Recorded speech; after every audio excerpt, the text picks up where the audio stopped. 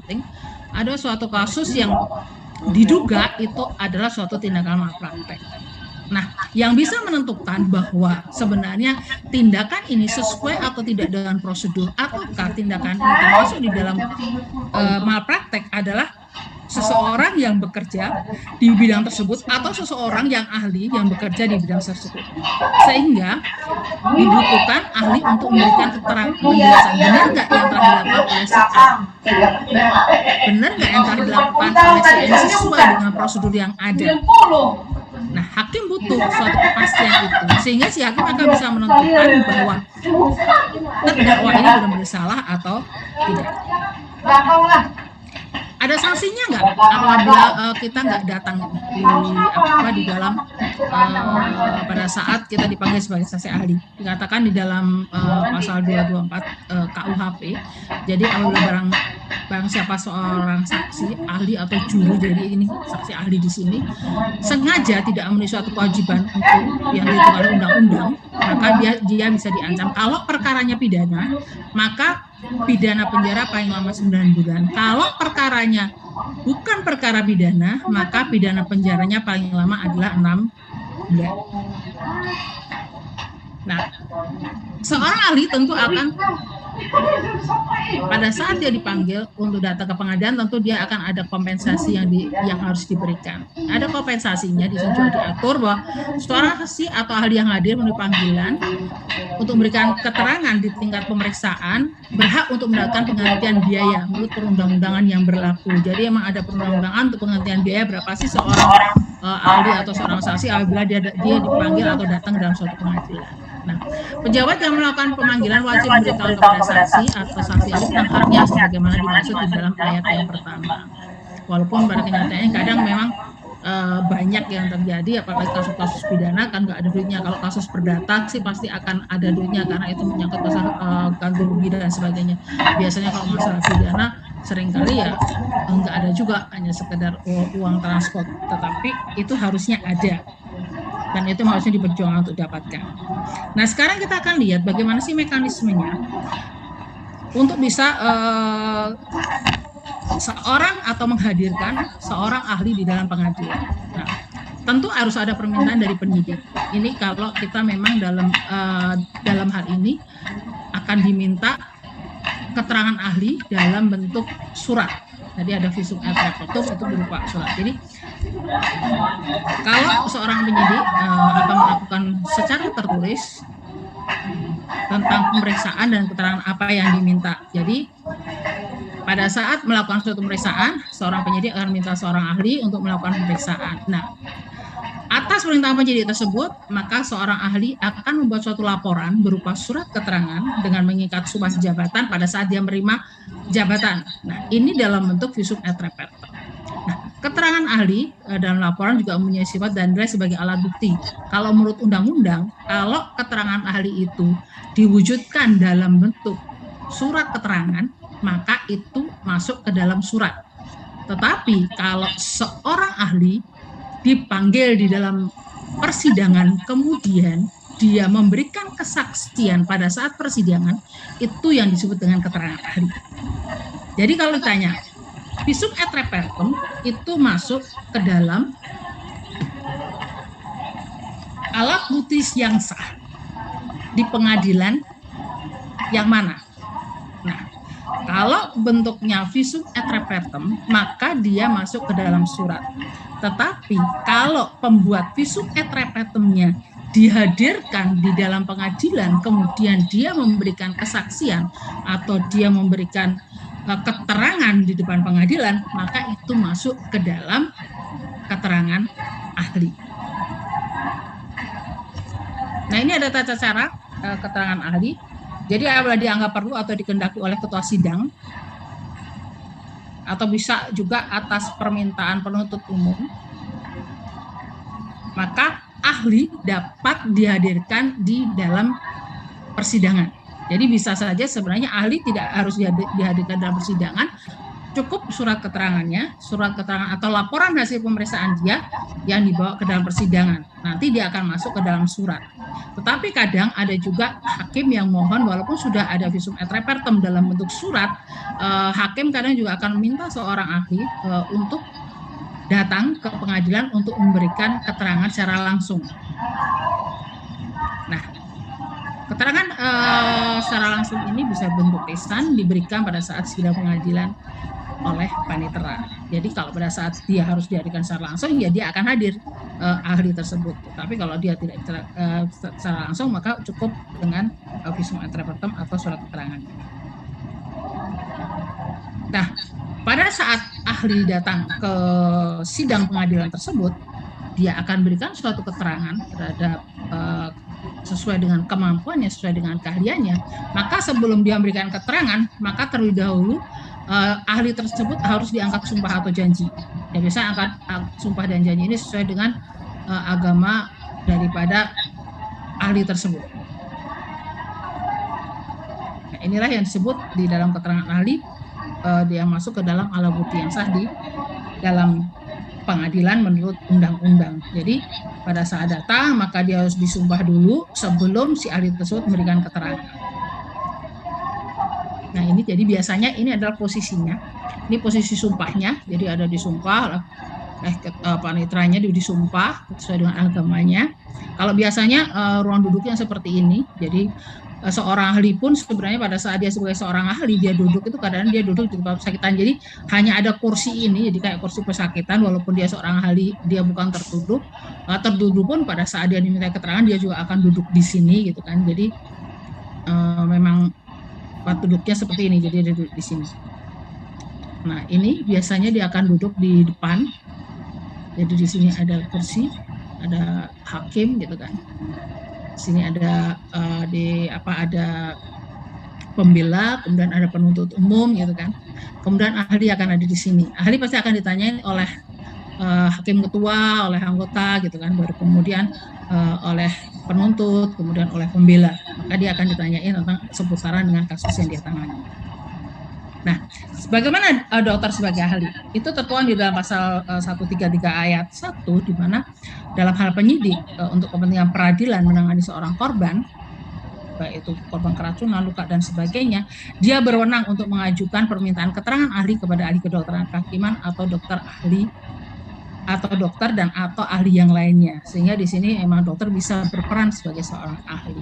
Nah, setiap dokter yang diminta pendapatnya sebagai ahli kedokteran wajib memberikan keterangan ahli demi keadilan. Sehingga di sini hukumnya wajib, bukan sunnah. Jadi kalau kita diminta untuk datang sebagai seorang ahli, keterangan ahli, maka wajib hukumnya.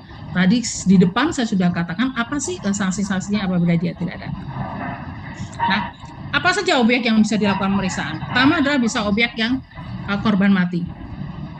Ada objek korban mati, ini biasanya dilakukan oleh dokter spesialis forensik dan mediko-legal. Bisa juga objek pada korban hidup yang menderita luka-luka, biasanya pada forensik klinik. Ini belum tentu dokter spesialis forensik yang akan maju, bisa juga adalah dokter umum atau dokter spesialis atau dokter apapun yang menangani pasien tersebut bisa dimintain. Kemudian objek korban hidup akibat kekerasan seksual ini masuk juga dalam forensik klinik, di mana korban kekerasan pada saat kita membuatkan surat keterangan, kita tidak menutup kemungkinan untuk dipanggil untuk memberikan keterangan sebagai seorang ahli. Bisa juga objek berkaitan identifikasi, tapi biasanya ini kalau identifikasi akan dipanggil juga recording in progress. Dokter-dokter nanti yang dia bergerak di bidang identifikasi. Bisa juga sebenarnya pada saat objek yang berkaitan identifikasi ini dipakai juga untuk kasus-kasus perdata, yaitu untuk memastikan biasanya keabsahan seorang anak dan sebagainya. Atau bisa juga di sini objeknya adalah terdakwa, jadi belum tentu objek yang ada di sini adalah selalu korban.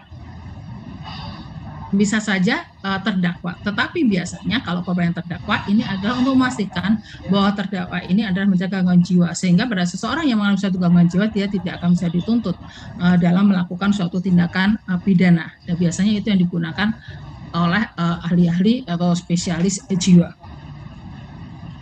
Jadi masuk ke dalam visum et repertum psychiatricum. Nah, apa saja sebenarnya peran saksi ahli? Yang pertama, saksi ahli bisa menjadi saksi cards, ya di mana di sini saksi ahli ini dihadirkan di persidangan oleh jaksa penuntut umum, di mana keterangannya dapat atau akan menguntungkan maupun memberatkan terdakwa.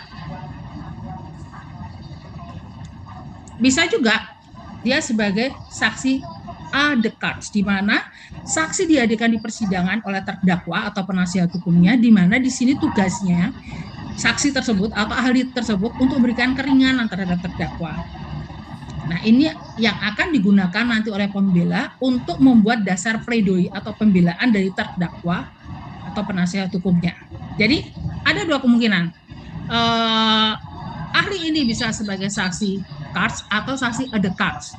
Jadi kalau saksi cards ini dia akan bisa menguntungkan atau memberatkan terdakwa. Sedangkan kalau saksi the cards ini, kalau cards ini dia yang mendatangkan adalah penuntut umum, jaksa penuntut umumnya. Sedangkan kalau saksi the cards ini dia yang mendatangkan adalah penasihat hukum. Jadi dia akan memberikan keringanan bagi yang terdakwa atau bisa dijadikan dasar sebagai pledoi atau pembelaan dari si jaksa.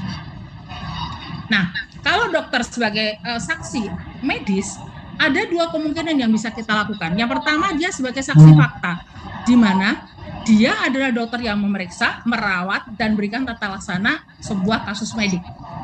Jadi pada saat kita praktek, kemudian datang seseorang yang habis dianiaya, atau dia mengalami suatu kekerasan seksual, kemudian kita melakukan suatu pemeriksaan, dan kita memberikan hasil pemeriksaan tersebut dalam bentuk visual repertum atau surat keterangan medis.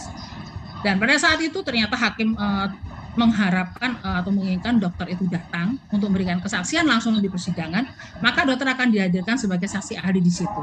Di sini dokter sebagai saksi fakta, di mana dia yang melakukan pemeriksaan terhadap si korban. Atau bisa juga dokter dia tidak melakukan pemeriksaan terhadap si korban, tetapi dia datang sebagai saksi pendapat. Jadi dia sebagai saksi ahli yang independen. Dia akan diminta pendapat berdasarkan fakta-fakta kasus tertentu ada. Jadi dokter di sini dia akan memberikan pendapat sesuai dengan pengalaman dan keahliannya yang relevan. Jadi belum tentu yang harus menjadi seorang saksi ahli di pengadilan dalam bidang medis itu adalah dokter yang menangani, meriksa, dan merawat. Bisa juga adalah dokter yang lain, dia sebagai dokter yang akan dimintai keterangan untuk memberikan pendapat sesuai dengan pengalaman dan keahliannya terhadap kasus yang sedang dihadapi atau sedang ditangani di dalam pengadilan tersebut. Jadi ini adalah sikap seorang saksi. Yang pertama, dia harus berkata jujur. Jadi jangan sampai pada saat kita menjadi seorang saksi kita nggak berbicara secara jujur. Kita mengada-ada, terus kemudian kita melakukan membela atau justru memberatkan daripada terdakwa. Kita kalau sampai tidak berkata jujur, kita bisa kena memberikan kesaksian palsu. Nah, yang dipentingkan juga di sini biasanya adalah sikap santai, tapi sikapnya siap. Jangan kita tegang. Jadi biasanya dokter-dokter kalau dimintai sebagai saksi ahli, kemudian dia harus datang ke pengadilan bukan suatu hal yang mudah untuk duduk di pengadilan sebagai saksi ahli kalau dia tidak terbiasa, karena itu akan membuka rasa tegang, takut gitu kan, karena kita akan dicecar pertanyaan-pertanyaan, walaupun sebenarnya pertanyaan-pernyataan itu adalah suatu pernyataan yang memang sehari-hari kita lakukan, tapi dalam kondisi kita tegang, dalam kondisi kita ketakutan, itu kadang akan muncul jawaban yang nggak sesuai. Kita juga tidak boleh menyepelekan pada saat kita ada sebagai saksi ahli dengan kita duduk santai semaunya. Berarti kita harus siap, kita menghargai proses persidangan gitu. Kita harus menghindari pada saat itu rasa grogi, gelisah gitu. Nah, yang paling penting lagi, kalau sikap seorang saya di sini ada jawabannya harus pasti tanpa kecuali. Jadi memang ya, tidak. Jangan jawabannya ya mungkin pasti nanti akan dikejar. Pada saya sebagai saksi ahli harus saja jawaban ya, bisa, tidak. Kalau memang tidak tahu, kita boleh mengatakan saya tidak tahu. Jadi harus tegas di sini. Kita nggak bisa setengah-setengah atau terlihat kita gelisah, bingung, grogi. Karena yang ada di situ nanti kita akan dicecar pertanyaan-pertanyaan yang justru membuat kita semakin tertekan, dan itu justru akan jawaban kita semakin ngawur, semakin kemana-mana, yang akhirnya kita nggak fokus, justru akan bikin blunder kita sendiri. di depan sidang pengadilan. Kemudian jangan bicara dengan pihak lawan, pengacara atau juri. Jadi jangan pernah bicara. Biasanya sih emang kalau penyidik tidak akan diizinkan untuk bicara. Begitu bisa datang. Kalau kita dipanggil sebagai saksi ahli, kita tentu akan oleh penuntut umum, kita akan ditaruh di tempat tersendiri secara terisolasi, tidak bertemu dengan yang lain sebelum pada saat itu dihadirkan di dalam sidang pengadilan.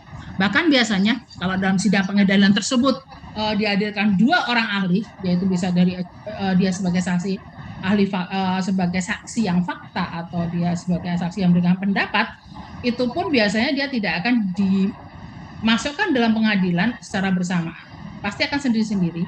Pada saat yang satu ditanya, maka yang lain ini akan dimasukkan dalam ruang isolasi yang dia tidak akan bisa mendengar percakapan yang ada di sidang pengadilan tersebut, sehingga jawabannya kita nggak akan bisa sama.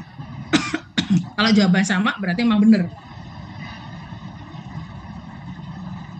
benar seperti itu yang terjadi. Jadi kita nggak bisa antara dengerin jawaban teman saya dulu, kemudian saya nanti baru jawab. Nggak bisa dipas-paske. Jadi pernah saya dalam suatu sidang pengadilan, kita berdua sebagai saksi ahli, kebetulan saya sebagai saksi pendapat, dia sebagai dalam kasus yang sama, cuma dengan korban yang berbeda. Ini salah satu dari kita, pada saat saya maju sebagai saksi ahli, maka teman saya ini dia ada di suatu ruangan yang dia agak jauh, tidak bisa mendengar ruang persidangan, dan dia tidak diberikan masuk. Pada saat teman saya yang menjadi saksi ahli, saya juga akan diletakkan di tempat yang berbeda. Nah, kemudian kesaksian yang ada itu harus meninjau pada fakta yang ada. Jadi jangan sampai pada saat ditanya, kita kan di sini bukan sebagai saksi peristiwa, saksi mata, tetapi kita sebagai saksi ahli. Karena kita hanya melihat apa yang terjadi setelah kekerasan itu ada. Jadi kita tidak melihat. Biasanya akan ditunjukkan misalnya pada saat kita temukan ada luka bacok gitu kan, atau misalnya luka tusuk. Kita sudah menggambarkan bahwa luka tusuk tersebut disebabkan oleh karena pisau bermata 2. Pada saat dia menunjukkan suatu senjata, maka kita nggak bisa mengatakan, oh mesti senjata itu yang digunakan. Kita bisa nggak dengan senjata yang digunakan? Bisa. Ya, bisa tidak. Karena kita nggak akan bisa menentukan senjatanya. Tetapi yang jelas yang digunakan adalah pisau bermata 2 dengan diameter yang masuk ke dalam tubuhnya adalah sekian sentimeter. Nah, itu yang harus fakta yang harus kita berikan. Sehingga kita nggak akan bisa mengatakan, oh iya. Atau pada saat pada kasus kekerasan terhadap kekerasan seksual, kita ketemukan di situ ada robekan selap udara, robekan baru gitu kan, pada jam 6 sampai ke dasar, 6-9 sampai ke dasar.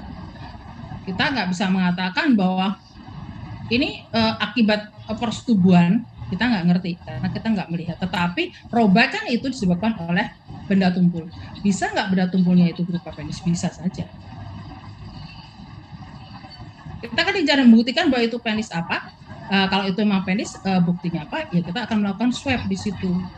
Kita temukan adalah sperma. Jadi pernah saya dihadirkan pada kasus kekerasan seksual, korban perkosaan, di mana memang waktu itu pengacaranya pinter. Jadi memang di dalam visum et repertum kita pasti selalu hanya dikatakan adanya robekan baru pada selap udara jam misalnya jam 6, 9 sampai ke dasar akibat kekerasan tumpul.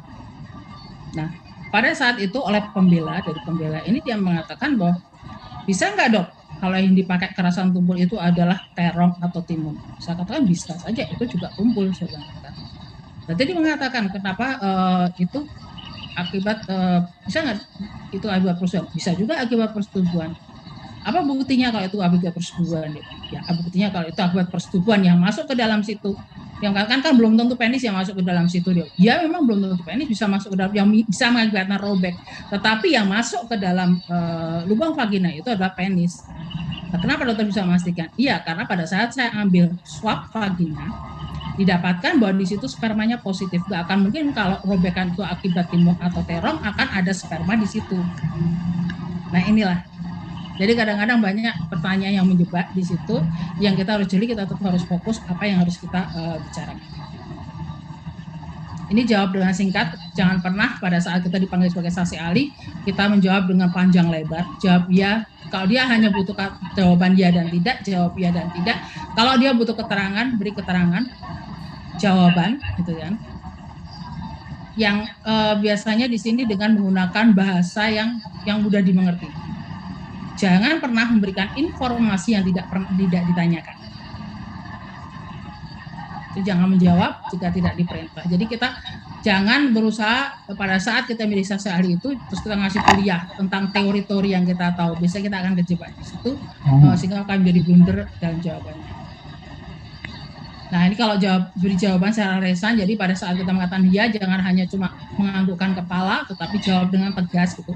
Pada saat kita menjawab dengan tegas, pada saat kita sebagai saksi ahli kita akan menjawab semua dengan pasti, maka hakim, kemudian penuntut, kemudian pembela pun akan menjadi sungkan kepada kita. Jadi kita tidak akan diarahkan oleh mereka, karena biasanya ahli-ahli hukum itu pintar sekali membuat pernyataan yang akan mengarahkan untuk membuat yang dibela itu menjadi lebih ringan.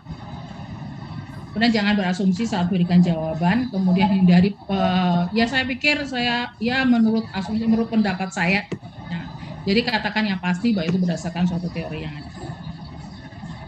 Hati-hati terhadap pertanyaan berulang, karena biasanya mereka akan menjebak kita dengan pertanyaan pernyataan yang diulang-ulang.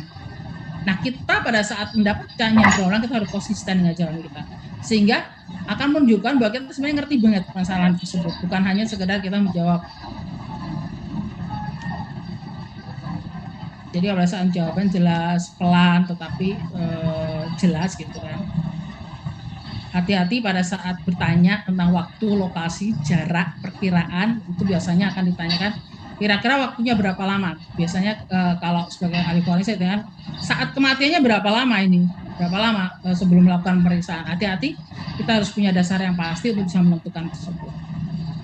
Ini postur tubuh, jadi biasanya pembela itu akan ngerti kalau postur tubuh kita sudah postur tubuh yang ragu, postur tubuh yang takut, gitu kita akan semakin tekan. Jangan takut minta klarifikasi pertanyaan. Jadi kalau memang dia bertanya dan kita merasa bahwa nggak jelas dengan apa yang ditanyakan, boleh kita klarifikasi. Kita harus berikan bukti yang akurat, sehingga sebenarnya pada saat kita dipanggil sebagai saksi ahli, kita boleh membawa KRK medis, kita boleh membawa hasil pemeriksaan, tetapi tidak perlu ditunjukkan kalau memang itu tidak dibutuhkan. Jadi berikan sesuai apa yang mereka minta. Jangan kita memberikan apa yang kita tahu, tapi berikan apa yang mereka minta.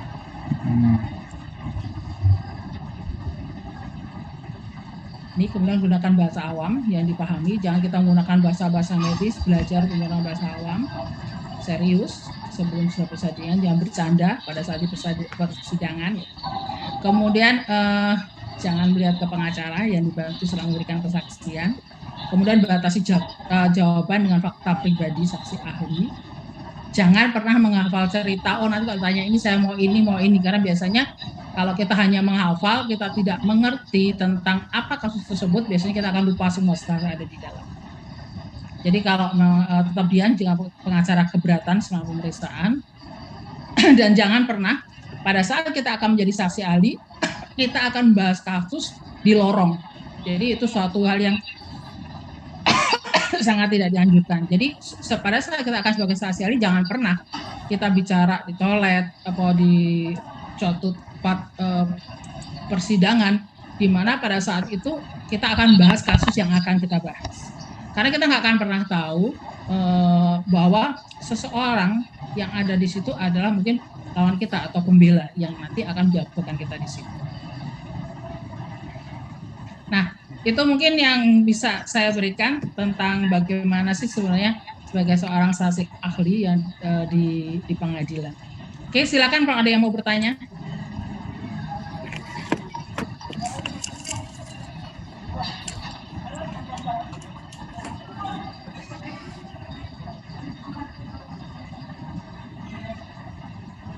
Sudah punya gambaran? Ibu izin bertanya, Ibu. Ya, silakan. Untuk tadi kan katanya itu kalau misalkan kita itu kalau misalkan menjadi saksi ahli itu kita hanya memberikan sesuatu yang kalau misalkan dari pihak mereka itu meminta ya Pak, meminta ya Bu. Kalau misalkan kan misalkan kita ditanyakan sesuatu hal tapi kita itu tidak punya dokumen tersebut, berarti kita bisa menolak ya Bu untuk tidak bisa menunjukkan hal tersebut. Ya, jadi misalnya gini, tidak sesuai dengan keahlian saya. Misalnya saya seorang ahli forensik, ditanya misalnya berapa lama sih kematian orang tersebut akibat daripada luka otak. Itu kan banyak sebabnya. Ada faktor karena faktor transportasi, faktor peralatan yang ada gitu. Kan itu tidak ada kepastian. Maka kita bisa, saya tidak tahu. Atau saya ditanya yang itu mungkin kompetensinya adalah dokter, saya dokter forensik, itu kompetensinya adalah kompetensi dokter bedah. Bagaimana proses pembedahan? Saya akan mengatakan saya tidak tahu. Boleh kita mengatakan saya tidak tahu. Atau saya tidak bisa menjawab. Nggak masalah. Oh baik Bu. Mungkin ingin bertanya lagi.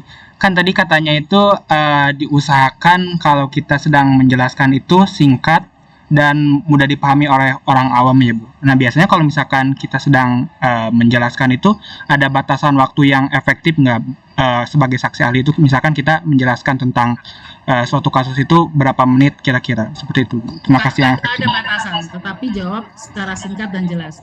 Karena semakin banyak yang kita jawab, semakin bertele-tele, semakin banyak yang kita omongkan, maka akan semakin banyak jebakan-jebakan yang semakin banyak kita ngomong akan semakin banyak kalimat kita yang akan bisa dipakai sebagai jebakan daripada seorang pembela pada saat dia akan bertanya kepada kita.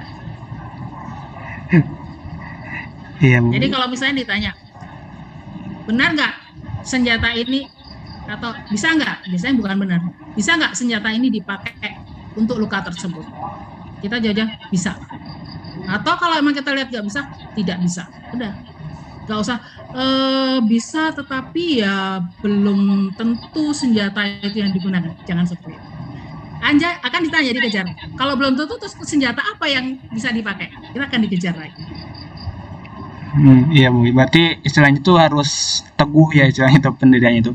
Iya, Tapi dan takut, harus tegas. tapi takutnya itu kalau misalkan kita jawab misalkan iya, terus yang yang pembelanya itu kan bisa kayak gini atau dia itu lebih pintar lah istilahnya itu dibandingkan kita. Nah kalau seperti itu bagaimana Bu? Kalau ada baik, ini bisa nggak? Bisa. Dia akan menunjukkan senjata lagi. Ini bisa nggak? Bisa. Kalau itu memang bisa. Kan pada saat kita terjadi luka, misalnya ini karena luka tusuk atau luka iris ya, itu kan pasti bisa aja pisau atau senjata mana saja yang bisa digunakan. Dia akan menunjukkan misalnya celurit, dia akan menggunakan pisau dapur, dia akan menggunakan itu. Kita harus lihat dari kata tersebut, sesuai kemampuan kita, senjata mana yang bisa digunakan. Yang bisa digunakan kata bisa, ini bisa, ini. Terus yang mana yang pasti? Loh, yang tahu pasti yang digunakan apa adalah kan saksi mata yang tahu. Tetapi senjata ini adalah bisa digunakan. Tergantung hasil penyidikan ternyata yang ada di TKP yang mana. Ya Ibu, berarti istilahnya itu kalau misalkan dijebak sama pembela, berarti istilahnya itu kita jawabnya sesuai fakta saja ya sebetulnya Bu. Iya. Oke Bu, terima kasih jawabannya Ibu.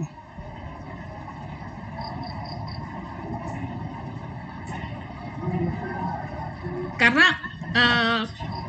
yang pernah merasakan untuk duduk di kursi panas istilahnya. Kalau kita dipanggil sebagai saksi ahli itu sebenarnya kita bukan akan enak, karena kita akan duduk di situ kayak duduk di kursi panas juga, karena kursi yang kita pakai pun sama dengan kursi yang dipakai terdakwa, sama yang dipakai oleh saksi ahli yang lainnya gitu. Pertanyaan pun juga akan sama untuk mengarahkan ke arah situ, dan masing dua kubu ini pasti akan mencari celah-celah di mana dia akan, dengan jawaban kita, dia akan mencari celah-celah di mana dia bisa meringankan kliennya masing-masing.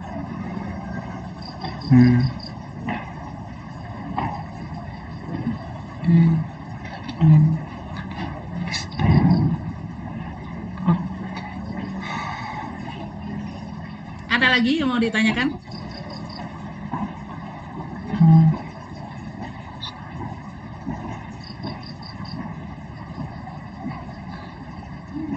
Oke. Masih ada yang mau ditanyakan lagi?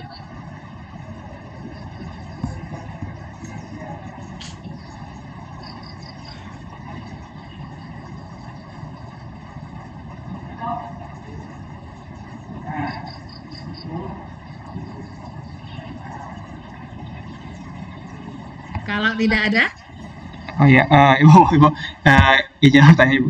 Satu lagi mungkin ini. Tadi kan untuk diminta menjadi saksi ahli itu boleh nggak Bu kayak istilahnya itu nolak untuk menjadi saksi ahli, misalkan kan kita yang yang meriksa kayak korbannya tersebut dan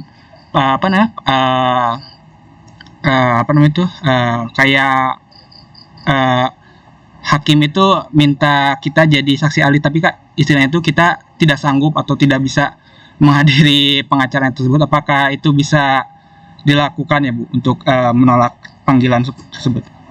tadi ada sanksinya. Kalau itu kasusnya pidana, maka penjara paling lama adalah 9 bulan. Kalau itu di luar perkara pidana, 6 bulan maksimal kurungan. Nah, kalau memang waktu kita yang nggak bisa, berarti kita bisa menyesuaikan waktu. Jadi kalau menunda boleh. Panggilan itu biasanya panggilan sampai 3 kali. Oh iya, berarti istilahnya itu kalau kita nanganin korbannya tersebut ya mau tidak mau ya Bu, berarti nggak bisa kayak dialihkan atau di gimana lagi, paling bisa diundur aja ya Bu. Oke ya. Bu, terima kasih Bu.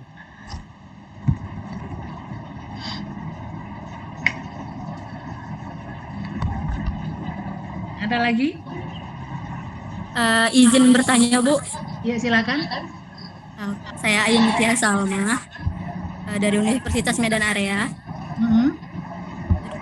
Jadi saya mau nanya, kalau dalam saksi ahli itu berapa saksi ahli Bu biasanya dibutuhkan? Terus misalnya nih 2 saksi ahli dalam persidangan, apakah itu ditemukan secara dua-dua atau satu-satu begitu Bu? Kalau saksi ahli berapa banyaknya itu tergantung daripada hakim, tergantung dari penuntut, jaksa penuntut, tergantung daripada pembela. Dia punya saksi ahli sendiri-sendiri, tidak dibatasi. Tetapi tidak pernah saksi ahli itu dipertemukan dalam waktu yang sama. Pemanggilannya pasti satu-satu. Pada saat beri keterangan itu pun hanya ada satu ahli di situ. Kalau misalnya dalam persidangan bersamaan akan ada 2 saksi ahli yang memberikan kesaksian, maka biasanya hanya ada satu yang masuk di situ, yang satunya dia akan dikarantina. Oke Bu, terima kasih Bu.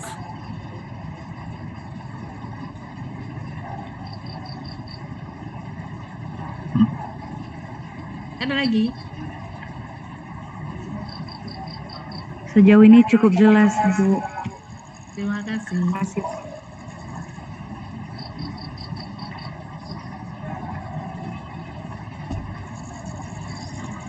Oke, Mas. Sebenarnya waktu udah habis karena kita tadi terlambat masuk ya.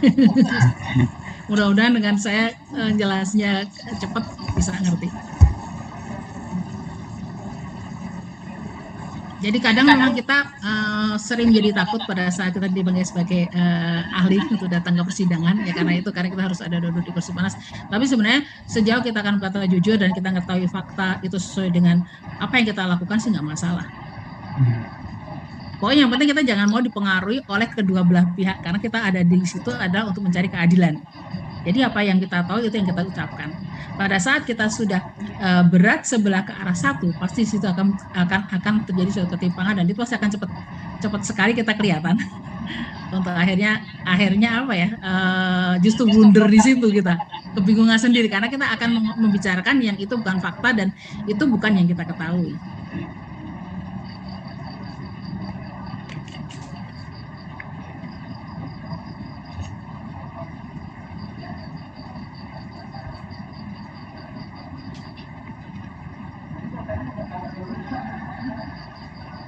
Ada lagi?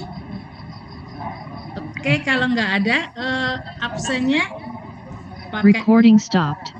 Udah di recording ya. Di screenshot, pakai screenshot nggak? Kalau cukup on cam.